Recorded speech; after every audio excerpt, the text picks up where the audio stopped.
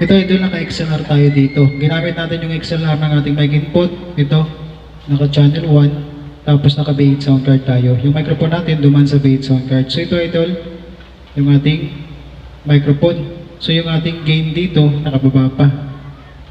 Pwede tayo magdagdag dito. Ayan, so malakas yung mic signal natin. So dito, naka-music yung ating cellphone through Bluetooth sa ating mixer. Ayan, so pwede tayo magbukod ng music.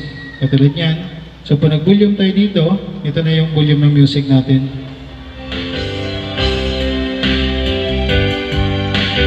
Ayan. So pwede tayo mag-adjust ng ating microphone at saka music dito. Ayan. Check. Hello. Hello. Sound. Check. Check. So naka-XLR mic input tayo dito.